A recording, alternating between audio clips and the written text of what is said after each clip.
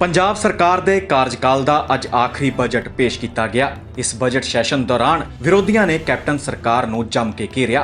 ਚੱਲਦੇ ਬਜਟ ਦੇ ਦੌਰਾਨ ਵੀ ਵਿਰੋਧੀਆਂ ਵੱਲੋਂ ਹੰਗਾਮਾ ਕੀਤਾ ਗਿਆ, ਪਰ ਆਖਰਕਾਰ ਇਹਨਾਂ ਹੰਗਾਮਿਆਂ ਦੇ ਬਾਵਜੂਦ ਵੀ ਪੰਜਾਬ ਸਰਕਾਰ ਦਾ ਬਜਟ ਪੇਸ਼ ਹੋਇਆ। ਬਜਟ ਪੇਸ਼ ਹੋਣ ਤੋਂ ਪਹਿਲਾਂ ਪੰਜਾਬ ਦੇ ਲੋਕਾਂ ਨੂੰ ਬਹੁਤ ਉਮੀਦਾਂ ਸਨ, ਪਰ ਕੈਪਟਨ ਸਰਕਾਰ ਇਹਨਾਂ ਉਮੀਦਾਂ ਤੇ ਜ਼ਿਆਦਾ ਖਰੀ ਉਤਰਦੀ ਨਜ਼ਰ ਨਹੀਂ ਆਈ। ਬਜਟ ਪੇਸ਼ ਕਰਨ ਤੋਂ ਪਹਿਲਾਂ ਵਿੱਤ ਮੰਤਰੀ ਮਨਪ੍ਰੀਤ ਸਿੰਘ ਬਾਦਲ ਵੱਲੋਂ ਕਰੋਨਾ ਦਾ ਹਵਾਲਾ ਵੀ ਦਿੱਤਾ ਗਿਆ। ਤੁਹਾਨੂੰ ਦੱਸ ਦਿੰਦੇ ਹਾਂ ਕਿ ਬਜਟ ਦੇ ਵਿੱਚ ਕੀ ਕੁਝ ਖਾਸ ਰਿਹਾ। ਅੰਤਰਰਾਸ਼ਟਰੀ ਮਹਿਲਾ ਦਿਵਸ ਤੇ ਮਹਿਲਾਵਾਂ ਨੂੰ ਪੰਜਾਬ ਸਰਕਾਰ ਵੱਲੋਂ ਵੱਡਾ ਤੋਹਫਾ ਦਿੱਤਾ ਗਿਆ। ਹੁਣ ਪੰਜਾਬ ਦੀਆਂ ਮਹਿਲਾਵਾਂ ਸਰਕਾਰੀ ਬੱਸਾਂ 'ਚ ਫ੍ਰੀ ਸਫ਼ਰ ਕਰ ਸਕਣਗੀਆਂ ਤੇ ਦੂਜੇ ਪਾਸੇ ਬੁਢਾਪਾ ਪੈਨਸ਼ਨ 750 ਤੋਂ ਵਧਾ ਕੇ 1500 ਕਰਨ ਦਾ ਫੈਸਲਾ ਲਿਆ ਗਿਆ ਹੈ ਤੇ ਨਾਲ ਹੀ ਆਸ਼ੀਰਵਾਦ ਸਕੀਮ 21000 ਤੋਂ ਵਧਾ ਕੇ 51000 ਰੁਪਏ ਕਰ ਦਿੱਤੀ ਗਈ ਹੈ। ਇਸ ਬਜਟ ਦੇ ਦੌਰਾਨ ਕਿਸਾਨਾਂ ਦੇ ਨਾਲ-ਨਾਲ ਖੇਤ ਮਜ਼ਦੂਰਾਂ ਨੂੰ ਵੀ ਰਾਹਤ ਦਿੱਤੀ ਗਈ ਹੈ। ਖੇਤ ਮਜ਼ਦੂਰਾਂ ਦਾ 523 ਕਰੋੜ ਰੁਪਇਆ ਮਾਫ ਕੀਤਾ ਜਾਵੇਗਾ ਤੇ ਦੂਜੇ ਪਾਸੇ ਕਿਸਾਨ ਕਰਜ਼ ਮਾਫੀ ਲਈ 1186 ਕਰੋੜ ਰੱਖਿਆ ਗਿਆ ਹੈ। ਪੰਜਾਬ ਸਰਕਾਰ ਵੱਲੋਂ ਹੈਲਥ ਸੈਕਟਰ ਦੇ ਲਈ 3882 ਕਰੋੜ ਰੁਪਇਆ ਰੱਖਿਆ ਗਿਆ ਹੈ, ਜਿਸ ਦੇ ਚੱਲਦਿਆਂ ਹੁਸ਼ਿਆਰਪੁਰ, ਸੰਗਰੂਰ ਅਤੇ ਫਿਰੋਜ਼ਪੁਰ 'ਚ 3 ਡਰੱਗ ਵੇਅਰ ਹਾਊਸ ਬਣਾਏ ਜਾਣਗੇ ਤੇ ਨਾਲ ਹੀ ਪੰਜਾਬ ਵਿੱਚ 2 ਮੈਡੀਕਲ ਕਾਲਜਾਂ ਦੀ ਉਸਾਰੀ ਕੀਤੀ ਜਾਵੇਗੀ। ਇਹਨਾਂ 'ਚੋਂ ਇੱਕ ਮੈਡੀਕਲ ਕਾਲਜ ਹੁਸ਼ਿਆਰਪੁਰ 'ਚ ਤੇ ਦੂਸਰਾ ਕਪੂਰਥਲਾ 'ਚ ਹੋਵੇਗਾ। ਦੱਸ ਦੇਈਏ ਕਿ Shri Guru Nanak Dev state institute of medical sciences Kapurthala 'ਚ ਬਣੇਗਾ ਤੇ Shaheed Udham Singh state institute of medical sciences Hoshiarpur 'ਚ ਬਣਾਇਆ ਜਾਏਗਾ ਤੇ ਨਾਲ ਹੀ ਪੰਜਾਬ ਦੇ 2 ਤਕਨੀਕੀ ਕਾਲਜਾਂ ਨੂੰ ਵੀ ਅਪਗ੍ਰੇਡ ਕਰਕੇ ਯੂਨੀਵਰਸਿਟੀ ਦਾ ਦਰਜਾ ਦਿੱਤਾ ਗਿਆ ਹੈ। ਇਹਨਾਂ 'ਚੋਂ Shaheed Bhagat Singh state technical institute Ferozepur ਤੇ ਗੁਰਦਾਸਪੁਰ 'ਚ ਸਥਿਤ ਬੇਅੰਤ ਸਿੰਘ ਟੈਕਨੀਕਲ ਇੰਸਟੀਚਿਊਟ ਨੂੰ ਯੂਨੀਵਰਸਿਟੀ ਦਾ ਦਰਜਾ ਦਿੱਤਾ ਗਿਆ ਹੈ। ਨਾਲ ਹੀ ਕਪੂਰਥਲਾ 'ਚ ਬਾਬਾ ਸਾਹਿਬ ਅੰਬੇਦਕਰ ਦੇ ਜੀਵਨ ਤੇ ਆਧਾਰਿਤ ਮਿਊਜ਼ੀਅਮ ਦਾ ਨਿਰਮਾਣ ਕੀਤਾ ਜਾਵੇਗਾ, ਜਿਸ ਤੇ 100 ਕਰੋੜ ਰੁਪਏ ਦੀ ਲਾਗਤ ਆਵੇਗੀ ਤੇ ਨਾਲ ਹੀ ਵਿੱਤ ਮੰਤਰੀ ਵੱਲੋਂ ਸਰਕਾਰੀ ਮੁਲਾਜ਼ਮਾਂ ਦੇ ਰੁਕੇ ਹੋਏ ਏਰੀਅਰਜ਼ ਤੇ ਪੇ ਕਮਿਸ਼ਨ ਜੁਲਾਈ ਤੋਂ ਲਾਗੂ ਕਰਨ ਦੀ ਗੱਲ ਕਹੀ ਗਈ ਹੈ। ਸ਼੍ਰੀ ਗੁਰੂ ਤੇਗ ਬਹਾਦਰ ਜੀ ਦੇ 400 ਸਾਲਾ ਪ੍ਰਕਾਸ਼ ਪੁਰਬ ਤੇ ਹਰ ਪਿੰਡ 'ਚ 400 ਬੂਟੇ ਲਗਾਉਣ ਦਾ ਟੀਚਾ ਮਿੱਥਿਆ ਗਿਆ ਹੈ। ਇੱਥੇ ਵੀ ਦੱਸ ਦਈਏ ਕਿ ਸਾਹਿਤਕਾਰਾਂ ਨੂੰ ਮਿਲਣ ਵਾਲੀ ਇਨਾਮੀ ਰਾਸ਼ੀ 'ਚ ਵੀ ਵਾਧਾ ਕੀਤਾ ਗਿਆ ਹੈ। ਨਾਲ ਹੀ ਸੁਤੰਤਰਤਾ ਸੈਨਾਨੀਆਂ ਦੇ ਪਰਿਵਾਰਾਂ ਨੂੰ ਮਿਲਣ ਵਾਲੀ ਪੈਨਸ਼ਨ 'ਚ ਵੀ ਵਾਧਾ ਕੀਤਾ ਗਿਆ ਹੈ। ਤਾਂ ਬੈਟਰ ਇਹ ਹੋਏਗਾ ਕਿ ਮੈਂ ਉਹੀ ਚੀਜ਼ਾਂ ਫਿਰ ਤੋਂ ਰਿਪੀਟ ਕਰਾਂ। ਬਿਹਤਰ ਹੋਏਗਾ ਕਿ ਜਿਹੜੇ ਕੋਈ ਸਵਾਲ ਹੈਗੇ, ਤੁਸੀਂ ਸਵਾਲ ਜਿਹੜੇ ਹੈ ਉਹ ਮੈਨੂੰ ਕਰ ਲਓ ਤੇ ਜਿੰਨੇ ਕਿ ਮੈਨੂੰ ਪਤਾ ਹੈ ਮੈਂ ਇਮਾਨਦਾਰੀ ਨਾਲ ਉਹਦਾ ਜਵਾਬ ਦੇ ਦਾਂਗਾ। ਔਰ ਬਾਕੀ ਜਿੰਨੇ ਵੀ ਇਲੈਕਟ੍ਰੋਨਿਕ ਮੀਡੀਆ ਹੈ, ਇਸ ਤੋਂ ਬਾਅਦ ਤੁਸੀਂ ਮੇਰੇ ਘਰੇ ਆ ਜਾਓ ਇੰਡੀਵਿਜੂਅਲੀ। ਇਸ ਤੋਂ ਬਾਅਦ ਮੈਨੂੰ ਹੋਰ ਕੋਈ ਕੰਮ ਹੈ ਨਹੀਂ, ਤਾਂ ਮੈਂ 5-6 ਵਜੇ ਤੱਕ ਵੀ ਤੁਹਾਡੇ ਨਾਲ ਬੈਠ ਸਕਦਾ। ਸੋ ਦੇयर इज़ नो रश। ਜੋ ਵੀ मतलब ਅੱਜ ਸਾਰਾ दिन मैं प्रेस वास्ते सब जो GST की प्रोजेक्शंस हैं वो तो 4 आने ना घट सकदियां ना वध सकदियां, क्योंकि गवर्नमेंट ऑफ इंडिया ने जे साडी घट गई तो सानू कंपनसेशन मिल जानी है। वैट ਦੇ ਵਿੱਚ ਪਿਛਲੇ ਕੁਆਟਰ 'ਚ ਵੀ ਇਜ਼ਾਫਾ ਆਇਆ, ਉਸ ਤੋਂ ਪਿਛਲੇ ਕੁਆਟਰ 'ਚ ਵੀ ਇਜ਼ਾਫਾ ਆਇਆ। ਸੋ ਵੈਟ ਵੱਧ ਰਿਹਾ ਹੈ। ਐਂਡ ਤੁਸੀਂ ਦੇਖਿਆ ਹੋਣਾ ਕਿ GSTP ਪਿਛਲੇ 3 ਸਾਲਾਂ 'ਚ ਕੋਵਿਡ ਸਾਲ ਛੱਡ ਕੇ ਇਹ 10.43% ਵਧੀ ਹੈ। ਇਹ government of India the economic survey ਹੈ। ਸਟੈਂਪ ਡਿਊਟੀ ਵਧੀ ਹੈ, ਐਕਸਾਈਜ਼ ਡਿਊਟੀ ਵਧੀ ਹੈ, ਆਪਣਾ मतलब तकरीबन टोटल जिन्होंने TRR कहते हैं वो 4 सालों मतलब डबल तो हो ही गई है। और जिहड़ा साडा फैसला सी 60 तो 58 रिटायरमेंट का, सानू उहदा भी बेनीफिट मिले। एक तो अर्बन जिहड़ी प्लैनिंग है उहदे वास्ते काफ़ी वड्डी रकम रखी है। एक जिहड़ा वाटर रिसोर्सिस है जिहड़ा उहदे वास्ते बहुत ज़्यादा रकम रखी है। एग्रीकल्चर वास्ते बड़ी वड्डी रकम रखी है। और जिहड़ा अज तुसीं लेख लिखिया सोशल सैक्टर्स उहदे वास्ते बड़ी वड्डी रकम रखी है। प्लस जिहड़ियां जिहड़े ज़्यादा फॉर्चूनेट नहीं गए, चाहे वो SC है ST है, द लोएस्ट रंग, क्योंकि मेरा अपना मनना है कि जिहड़ा स्टेट का रेवन्यू हुंदा जे सब तो वड्डा किसी कोले उस रेवन्यू ते जे किसी का अख्तियार है वो हैगा जिहड़ा सब तो गरीब है। He has the first lien on state's expenses. So इस नूं मद्देनज़र रखते हुए ये बजट बनिया सी। ਔਰ ਇਹ ਜਿਹੜਾ ਦੇਖੋ ਗੱਲ ਇਹ ਹੈ ਕਿ ਇਹ ਜਿਹੜਾ ਬਜਟ ਬਣਾਉਣਾ ਹੈ, ਕਿਉਂਕਿ ਇਹ ਤਕਰੀਬਨ ਨਵੰਬਰ ਤੋਂ ਸ਼ੁਰੂ ਹੋ ਜਾਂਦਾ ਹੈ ਬਜਟ ਬਣਾਉਣ ਦਾ ਜਿਹੜੀ ਜਿਹੜਾ ਪ੍ਰਤੀਕਿਰਿਆ ਕਹਿੰਦੇ ਆ। ਔਰ ਇਹ ਬਾਇਲੈਟਰਲ ਮੀਟਿੰਗਸ ਹੁੰਦੀਆਂ ਫਾਈਨੈਂਸ ਡਿਪਾਰਟਮੈਂਟ ਤੇ ਜਿਹੜੇ ਬਾਕੀ ਮਹਿਕਮੇ ਉਹ ਆਪਣੀਆਂ ਜਿਹੜੀਆਂ ਖਵਾਇਸ਼ਾਤ ਹੈ ਉਹ ਸਾਨੂੰ ਦੱਸ ਦਿੰਦੇ ਆ। Then of course there are competing interest of the department. ਕੋਈ ਕਹਿ ਰਿਹਾ ਜੀ ਮੈਨੂੰ ਇੰਨੇ ਦੇ ਦਿਓ, ਉਹ ਕੰਪੀਟਿੰਗ ਇੰਟਰਸਟ ਨੂੰ ਵੀ ਜਿਹੜਾ ਹੈ ਰੱਖ ਕੇ, ਔਰ ਬਾਕੀ ਹੁੰਦਾ ਕਿ ਸਾਡੀਆਂ ਰਿਸੋਰਸਿਸ ਕਿੰਨੀਆਂ, ਸਾਡੀਆਂ ਰਿਸੋਰਸਿਸ ਕੀ ਅਲਾਉ ਕਰਦੀਆਂ, ਕੰਪੀਟਿੰਗ ਇੰਟਰਸਟ ਹੈ। what has Prashant Kishore got to do it? You know, he's neither a politician nor an administrator. Election ਤਾਂ ਮੈਂ ਲੜਨਾ ਹੈ ਜੀ, ਪ੍ਰਸ਼ਾਂਤ ਕਿਸ਼ੋਰ ਨੇ ਥੋੜੀ ਲੜਨਾ। ਐਗਰੀਕਲਚਰ ਪਾਲਿਸੀ ਤਿਆਰ ਹੋ ਚੁੱਕੀ ਹੈ। ਜਿਹੜੇ ਐਗਰੀਕਲਚਰ ਕਮਿਸ਼ਨ ਦੇ ਚੇਅਰਮੈਨ ਹੈ ਅਜੇ ਵੀਰ ਜਾਖੜ, ਉਹ ਕਿਸੇ ਵਜ੍ਹਾ ਨਾਲ ਉਹ ਟੇਬਲ ਤੇ ਜੇ ਉਹਦੀ ਡਿਸਕਸ਼ਨ ਨਹੀਂ ਆਈ, ਔਰ ਜੋ ਅਜੇ ਜਾਖੜ ਨੇ ਪਾਲਿਸੀ ਬਣਾਈ ਹੈ ਮੈਂ ਖੁਦ ਪੜ੍ਹੀ ਹੈ, ਬਹੁਤ ਵਧੀਆ ਪਾਲਿਸੀ ਹੈ। ਆਈ ਐਮ ਹੋਪਫੁਲ ਕਿ ਮੌਨਸੂਨ ਦੇ ਸੈਸ਼ਨ 'ਚ ਉਹ ਜ਼ਰੂਰ ਆ ਜਾਏਗੀ। ਸਭ ਜੇ ਤਾਂ ਇਕੱਲੀ ਤੁਸੀਂ ਡੈਟ ਰਿਲੀਫ ਦੀ ਗੱਲ ਕਰ ਰਹੇ ਹੋ ਤਾਂ ਉਹਦੇ ਵਿੱਚ ਵੀ ਇਸ ਸਾਲ 1700 ਕਰੋੜ ਰੱਖਿਆ ਗਿਆ ਹੈ। 1700 ਕਰੋੜ ਡੈਟ ਰਿਲੀਫ। ਦੇਖੋ ਡੈਟ ਰਿਲੀਫ ਜੇ ਕੋਈ ਕਵੇ ਕਿ ਫਾਈਨਲ ਹੋ ਜਾਏਗੀ, ਹਰ ਸਾਲ ਇੰਨੀ ਕੁ ਪੰਜਾਬ ਨੂੰ 1700-1800 2000 ਕਰੋੜ ਡੈਟ ਰਿਲੀਫ ਰੱਖਣੀ ਪਏਗੀ। 1700 ਕਰੋੜ ਰੱਖੀ ਹੈ। ਉਸ ਦੇ ਨਾਲ 1100 ਕਰੋੜ ਐਤਕੀ ਐਗਰੀਕਲਚਰ ਨੂੰ ਬੂਸਟ ਦੇਣ ਵਾਸਤੇ, ਜਿਹੜਾ ਖੁਸ਼ਹਾਲ ਕਾਮਯਾਬ ਕਿਸਾਨ ਤੇ ਖੁਸ਼ਹਾਲ ਪੰਜਾਬ, ਇਹਦੇ ਵਿੱਚ ਰੱਖਿਆ। ਇਹਦੇ 'ਚ ਕੋਈ ਫੂਡ ਪ੍ਰੋਸੈਸਿੰਗ ਦਾ, ਇਹਦੇ ਵਾਸਤੇ ਹਾਰਟੀਕਲਚਰ ਦਾ, ਇਹਦੇ ਵਾਸਤੇ ਨਵੀਆਂ ਸ਼ੂਗਰ ਮਿਲ ਦੀ ਐਕਸਪੈਂਸ਼ਨ। ਇਹਦੇ 'ਚ ਤੁਸੀਂ ਜਦੋਂ ਤਫਸੀਲ ਨਾਲ ਪੜ੍ਹੋਗੇ ਤਾਂ ਤੁਹਾਨੂੰ ਲੋਟ ਹੈਜ਼ ਬੀਨ ਕੈਪਟ। ਸਾਨੂੰ ਇਸ ਗੱਲ ਦਾ ਅਹਿਸਾਸ ਸੀ ਕਿ ਕਿਸਾਨੀ ਜਿਹੜੀ ਮਾਯੂਸ ਹੈ, ਇਹ ਮਾਯੂਸ ਕਿਸਾਨੀ ਨੂੰ ਕਿਵੇਂ ਨਾ ਕਿਵੇਂ ਅਸੀਂ ਇਹਨਾਂ ਨੂੰ ਖੁਸ਼ਹਾਲੀ ਕਿਵੇਂ ਤਬਦੀਲ ਕਰਨਾ ਹੈ। ਇਸ ਕਰਕੇ ਸਾਡੀ ਕੋਸ਼ਿਸ਼ ਇਹ ਸੀ ਕਿ ਵੱਧ ਤੋਂ ਵੱਧ ਰਕਮ ਇਹਦੇ ਵਾਸਤੇ ਰੱਖੀ ਜਾਵੇ।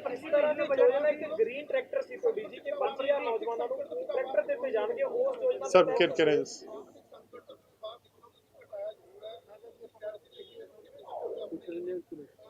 ਸਭ ਜੇ ਤੁਸੀਂ ਬਜਟ ਤਫਸੀਲ ਨਾਲ ਪੜ੍ਹੋਗੇ ਤਾਂ ਦੋ ਗੱਲਾਂ ਤੁਹਾਨੂੰ ਨਜ਼ਰ ਆਉਣਗੀਆਂ। ਇੱਕ ਤਾਂ ਪੇ ਕਮਿਸ਼ਨ ਜਿਹੜੀ ਹੈ, ਪੇ ਕਮਿਸ਼ਨ ਵਾਸਤੇ 9000 ਕਰੋੜ ਰੁਪਇਆ ਉਹ ਅਲੱਗ ਰੱਖਿਆ ਹੋਇਆ। ਔਰ ਜੇ ਤੁਸੀਂ ਸਾਡਾ ਟੋਟਲ ਰੈਵਨਿਊ ਡੈਫਿਸਿਟ ਵੇਖੋਗੇ ਉਹ 8600 ਕਰੋੜ ਹੈ। ਇਹਦਾ ਮਤਲਬ ਇਹ ਹੈ ਕਿ ਜੇ ਕਿਤੇ ਪੇ ਕਮਿਸ਼ਨ ਵਾਸਤੇ ਨਾ ਪੈਸੇ ਰੱਖਣੇ ਹੁੰਦੇ ਤਾਂ Punjab would have had a surplus budget of 9000 crore. Number 1। ਦੂਜਾ ਹੈਗਾ ਕਿ ਬੜੇ ਸਾਲਾਂ ਬਾਅਦ ਜਿਹੜਾ ਕੈਪੀਟਲ ਐਕਸਪੈਂਡੀਚਰ ਹੈ ਇਹ 14000 ਕਰੋੜ ਰੱਖਿਆ ਗਿਆ। ਸੋ ਮੈਂ ਸਿਨਹਾ ਸਾਹਿਬ ਤੇ ਹੋਰ ਜਿਹੜੇ ਸਾਡੇ ਚੀਫ ਸੈਕਟਰੀ ਜਾਂ ਸਾਰਿਆਂ ਨਾਲ ਮੁਸ਼ਾਵਰਤ ਇਹ ਵੀ ਕੀਤੀ ਸੀ ਕਿ ਆਪਾਂ ਕੈਪੀਟਲ ਐਕਸਪੈਂਡੀਚਰ ਘੱਟ ਕਰ ਦਈਏ, ਥੋੜ੍ਹਾ ਜਿਹਾ ਘੱਟ ਕਰ ਦਈਏ, ਪਰ ਆਪਣਾ ਡੈਫਿਸਿਟ ਜਿਹੜਾ ਹੈ ਉਹ ਖਤਮ ਕਰੀਏ। ਇਹਨਾਂ ਨੇ ਮੈਨੂੰ ਸਲਾਹ ਦਿੱਤੀ, ਕਿਉਂਕਿ ਮੈਂ ਤਾਂ ਇਕੋਨੋਮਿਸਟ ਨਹੀਂ ਹੈ, ਉਹ ਕਹਿੰਦੇ ਜੀ ਰਿਸੈਸ਼ਨ ਦਾ ਸਾਲ ਹੈ, no economist worth his salt will advocate less spending।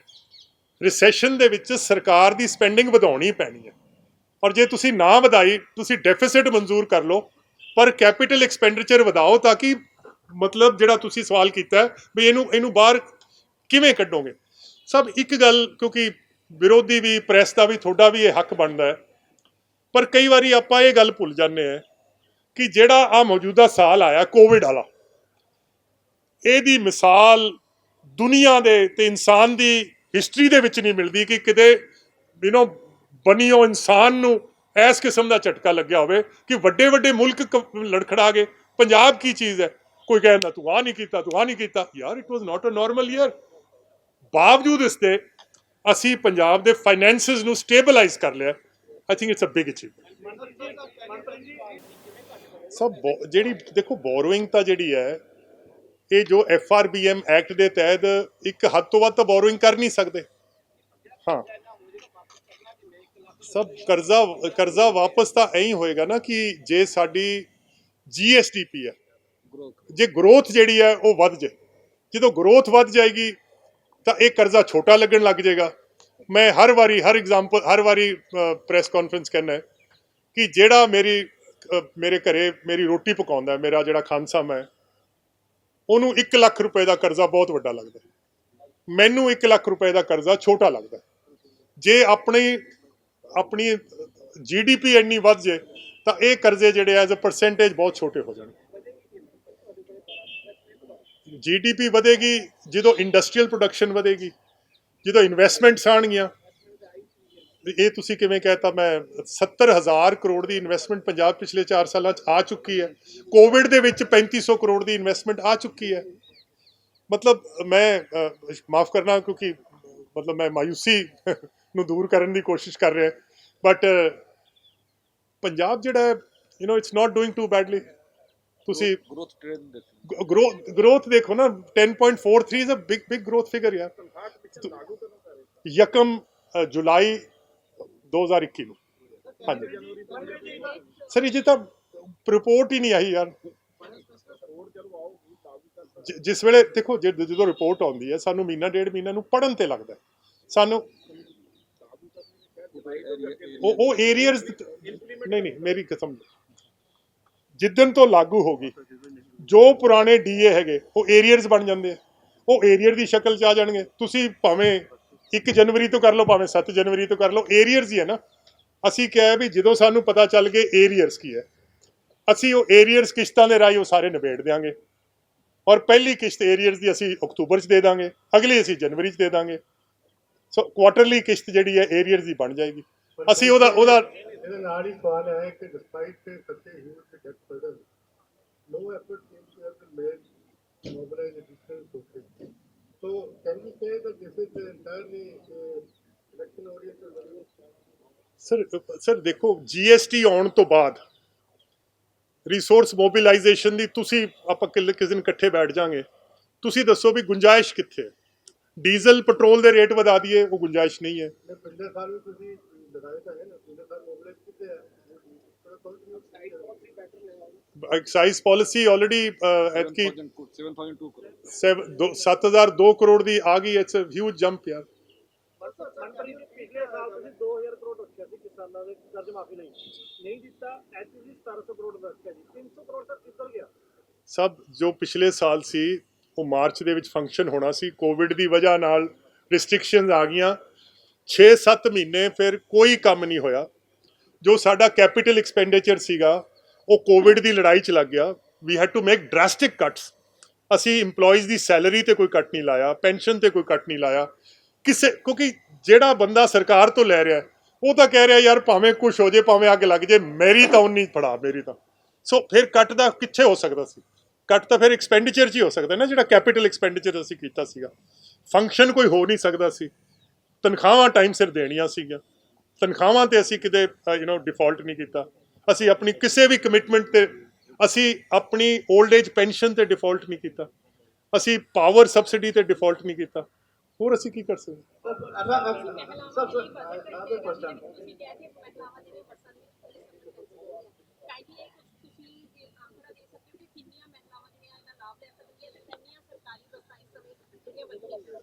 ਬੇਟਾ ਮੈਂ ਇਹਦੇ ਨਾਲ ਥੋੜੀ ਜਿਹੀ ਵਜ਼ਾਹਤ ਕਰੂੰ।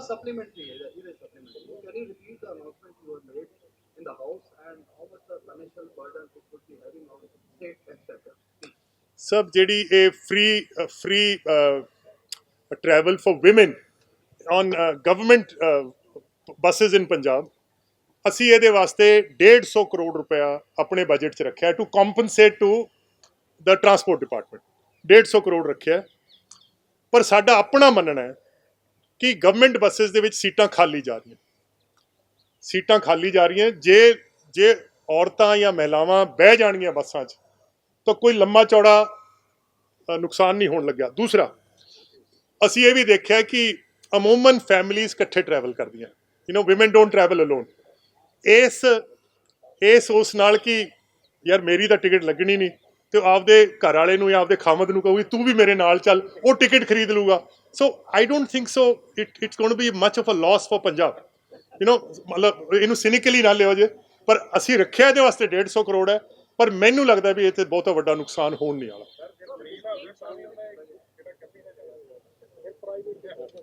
ਉਹ ਉਹ ਪ੍ਰਾਈਵੇਟ 'ਚ ਵੀ ਬਹਿ ਜਾਂਦੇ, ਪਰ ਚਲੋ ਮਤਲਬ ਸਾਡੀਆਂ ਤਾਂ ਸੀਟਾਂ ਖਾਲੀ ਜਾ ਰਹੀਆਂ ਜੀ ਰੋਡਵੇਜ਼ ਦੀਆਂ। ਇੱਕ ਮਿੰਟ ਮੈਂ ਇਹਨਾਂ ਦੀ ਸੁਣ ਲਾਂ।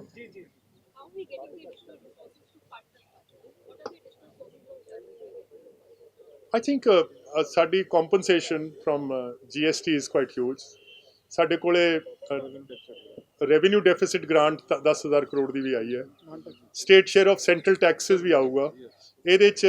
ਜਿਹੜੀ ਸਾਨੂੰ 15 ਫਾਈਨੈਂਸ ਕਮਿਸ਼ਨ ਨੇ ਸਾਡਾ ਸ਼ੇਅਰ ਟੈਕਸਾਂ ਦਾ ਵਧਾਇਆ ਹੈ। ਟੋਟਲ ਰੈਵਨਿਊ ਰਿਸੀਵ ਹਾਂਜੀ 15। ਹਾਂਜੀ ਸਰ, ਇਸ ਬਜਟ ਦੇ ਵਿੱਚ ਨੌਜਵਾਨਾਂ ਦੇ ਲਈ ਖਾਸ ਕਰਕੇ ਕੀ ਰੱਖਿਆ ਗਿਆ, ਕਿਉਂਕਿ ਪਿਛਲੀ ਵਾਰ ਬੇਰੁਜ਼ਗਾਰੀ ਭੱਤੇ ਦਾ ਜ਼ਿਕਰ ਹੋਇਆ ਸੀ, ਉਸ ਦਾ ਨਜ਼ਰ ਨਹੀਂ ਆਇਆ ਇਸ ਬਜਟ ਦੇ ਵਿੱਚ। ਸਰ ਇਸ ਤਰ੍ਹਾਂ ਨੌਜਵਾਨਾਂ ਵਾਸਤੇ ਜਿਵੇਂ ਮੈਂ ਦੱਸਿਆ ਕਿ ਜਿਹੜੇ ਸਕਿੱਲ ਡਿਵੈਲਪਮੈਂਟ ਘਰ ਰੋਜ਼ਗਾਰ ਦਾ ਬਜਟ ਜਿਹੜਾ ਹੈ 5 ਗੁਣੇ ਵੱਧ ਗਿਆ ਸਕਿਲਿੰਗ ਦਾ।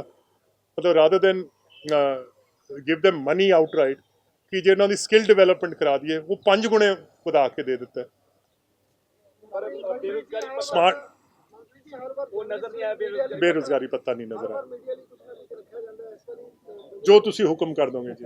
ਸਰ ਤੁਸੀਂ ਸਰਕਾਰੀ ਜੋ ਪਹਿਲੇ ਰੱਖੇ ਉਹੀ ਜ਼ਿਆਦਾ नहीं जी, नहीं अभी नहीं। हाँ, we might carry it forward but we're not going to। हमें परमिसिबल इस बार 5 है जी, पर हमने 5 नहीं रेज करा। हाँ सॉरी,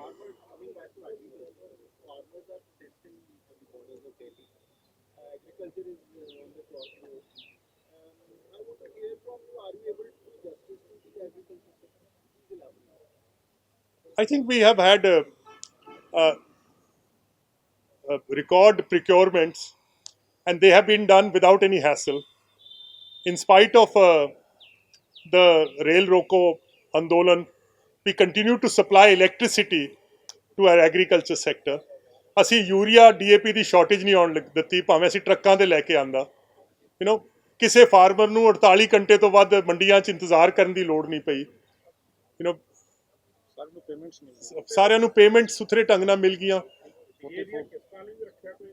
9,000 ਕਰੋੜ ਇਸੇ ਵਾਸਤੇ ਰੱਖਿਆ ਜੀ। ਹਾਂਜੀ ਹਾਂਜੀ ਹਾਂਜੀ। ਸਰ, ਸਰਕਾਰੀ ਜਿਹੜੇ ਵਿਦਿਆਰਥੀ ਨੇ ਤੁਸੀਂ ਕਾਲਜ ਵਿੱਚ ਪੜ੍ਹਦੇ ਨੇ, ਮੁਫਤ ਸਫ਼ਰ ਦੀ ਗੱਲ ਕਰ ਰਹੇ ਹੋ, ਉਹਨਾਂ ਵਿੱਚ ਲੜਕੇ ਲੜਕੀਆਂ ਦੋਵੇਂ ਸ਼ਾਮਲ ਨੇ ਜੀ। ਉਹਨਾਂ ਵਾਸਤੇ 20 ਕਰੋੜ ਆਰਡਰ ਰੱਖਿਆ ਜੀ। ਸੋ ਟੋਟਲ 170 ਰੱਖਿਆ, 150 women, 20 for students। ਇਹ ਕਦੋਂ ਤੋਂ ਲਾਗੂ ਹੋਏਗਾ ਜੀ? ਬੋਲੋ ਇਹ ਤਾਂ ਲਾਗੂ 1 ਅਪ੍ਰੈਲ ਤੋਂ ਹੋ ਜਾਏਗਾ।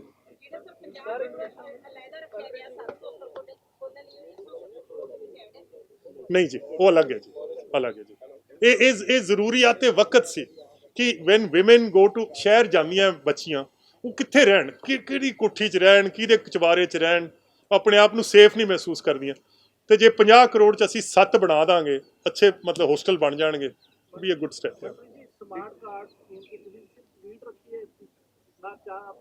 ਨਹੀਂ ਜੀ, ਨਹੀਂ। ਅਸੀਂ ਕੀ ਕੀਤਾ ਹੈ, 33 ਲੱਖ ਪਰਿਵਾਰ ਜਿਹੜੇ ਹੈ ਇਹ ਸਮਾਰਟ ਕਾਰਡ 'ਚ ਆ ਗਏ ਹੈ, ਪਰ ਸਾਨੂੰ ਅਜੇ ਵੀ ਡਿਮਾਂਡ ਆ ਰਹੀ ਹੈ ਕਿ ਸਮਾਰਟ ਕਾਰਡ ਹੋਰ ਚਾਹੀਦੇ। ਜਦੋਂ ਅਸੀਂ ਆਪਣੇ ਮਹੱਲਿਆਂ 'ਚ ਬਸਤੀਆਂ 'ਚ ਆਬਾਦੀਆਂ ਜਾਂਦੇ ਹਾਂ ਤਾਂ ਲੋਕ ਕਹਿੰਦੇ ਸਾਡੇ ਨਹੀਂ ਬਣੇ।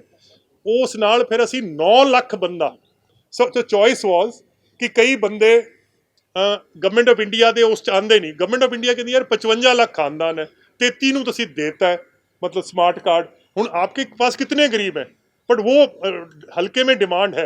सो द चॉइस वॉज कि either you give sugar and tea leaves, तो या है भी जिन्होंने आटा भी नहीं मिल रहा, मतलब वीट नहीं मिल रहा, तुसी उन्होंने वीट दे दो। So we made that conscious choice और असी अपनी स्टेट स्कीम लैके आए हैं ਜਿਹਦੇ ਜੋ ਸੈਂਟਰਲ ਸਕੀਮ ਹੈ ਉਹਦੀ ਹੂਬਹੂ ਨਕਲ ਕਰ ਦਾਂਗੇ। ਇਹਦੇ ਲਈ ਅਸੀਂ 120 ਕਰੋੜ ਰੁਪਇਆ ਅੱਡ ਰੱਖਿਆ ਹੋਇਆ। ਮੰਤਰੀ ਜੀ, ਤੁਸੀਂ ਆਪਣੇ ਬਜਟ ਦੇ ਵਿੱਚ ਫਰੀडम ਫਾਈਟਰਾਂ ਦੀ ਪੈਸੇ ਦੇ ਵਿੱਚ ਵਾਧਾ ਕਰੇ ਤਾਂ ਕਿ ਉਹ ਸੈਂਕੜਿਆਂ ਦੇ ਵਿੱਚ ਉਹਨਾਂ ਦੀ ਤਾਦਾਦ ਹੈ ਜਿਹੜੀ ਕਿ ਹਜ਼ਾਰਾਂ ਵਿੱਚ ਵੀ ਨਹੀਂ ਹੈਗੀ।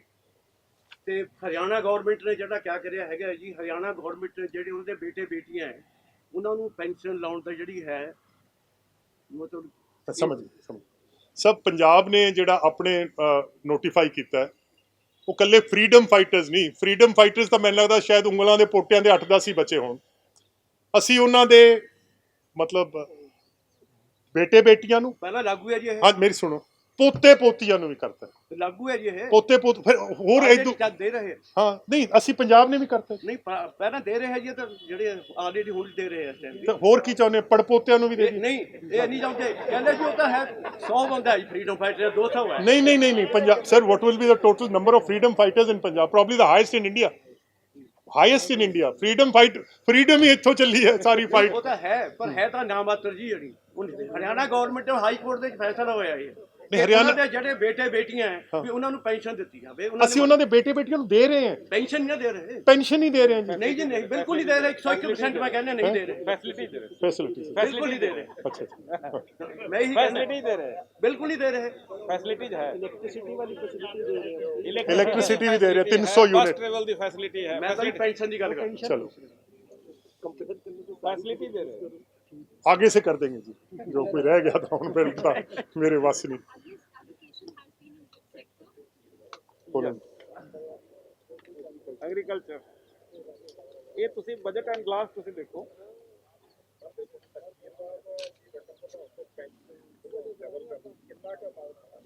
ਸਰ ਜਿਹੜੀ ਬੁਢਾਪਾ ਪੈਨਸ਼ਨ ਹੈ ਇਹ ਕਮੋ ਪੇਸ਼ 2000 ਕਰੋੜ ਰੁਪਇਆ ਇਹਨੂੰ ਡਬਲ ਕਰਨ ਤੇ ਲੱਗੂਗਾ ਜੀ, ਔਰ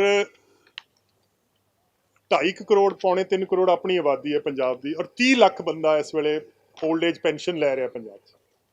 that's a substantial number, 30 lakh ਬੰਦੇ। ਸੋ 2000 ਕਰੋੜ ਜਿਹੜਾ ਹੈ ਇਹ ਪੈਨਸ਼ਨ ਤੇ ਲੱਗੇਗਾ, ਔਰ ਆਸ਼ੀਰਵਾਦ ਸਕੀਮ ਤੇ ਕੋਈ 140 ਕਰੋੜ ਇਸ ਤੇ ਲੱਗੇਗਾ।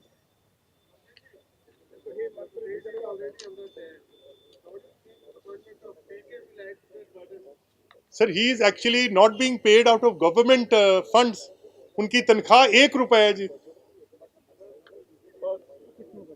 पता नहीं उसने आना है हफ्ता 10 दिन कभी, यू नो।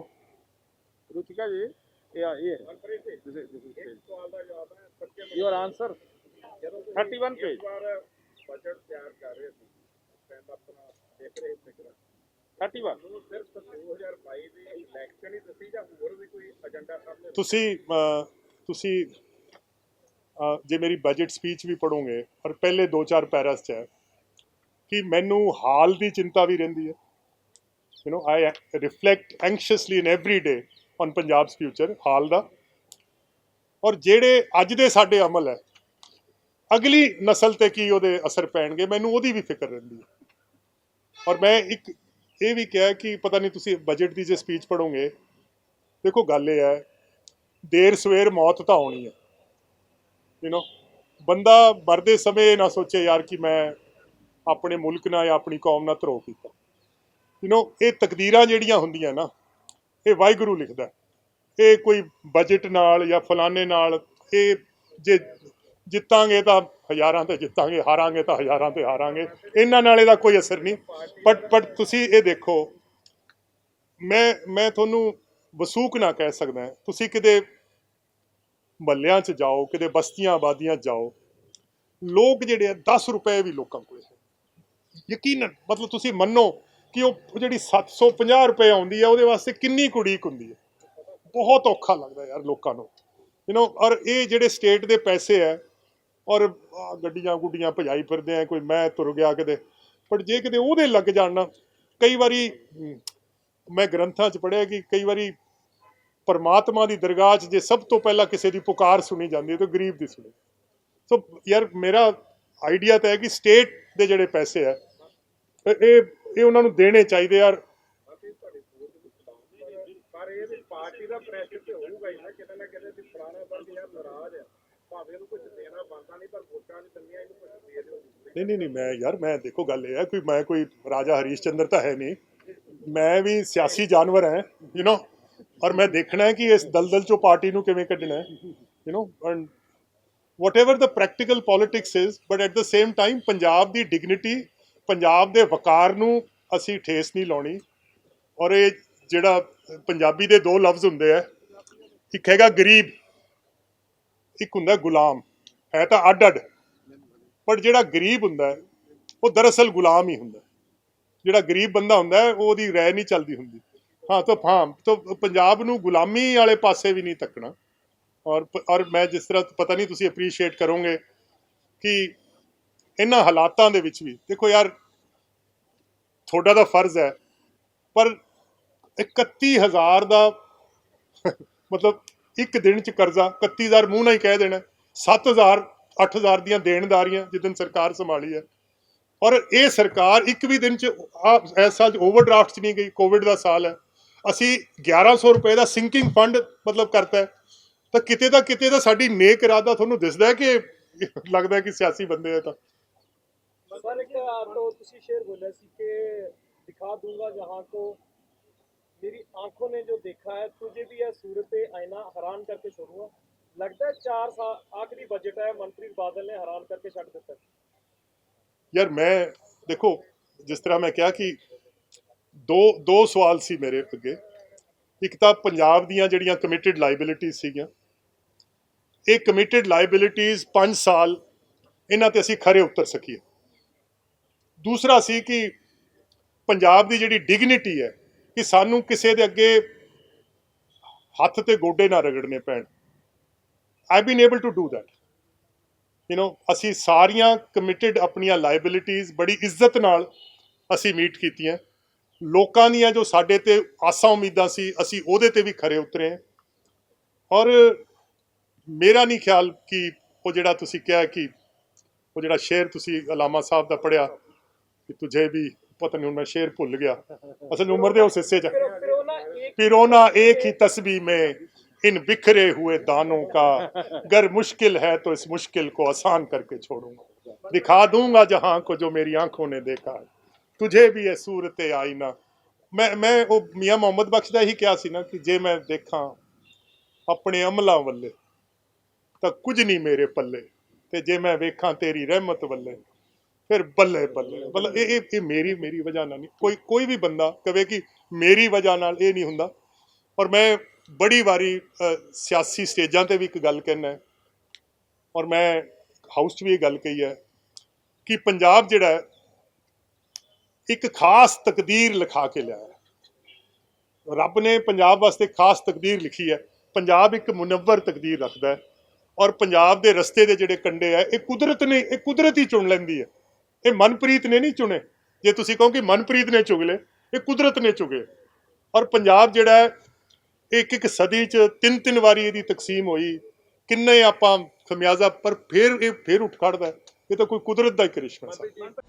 1 ਮਾਰਚ ਤੋਂ ਸ਼ੁਰੂ ਹੋਇਆ ਬਜਟ ਇਜਲਾਸ ਅੱਜ ਕਾਫੀ ਹੰਗਾਮਿਆਂ ਤੋਂ ਬਾਅਦ ਪੇਸ਼ ਹੋਇਆ ਹੈ।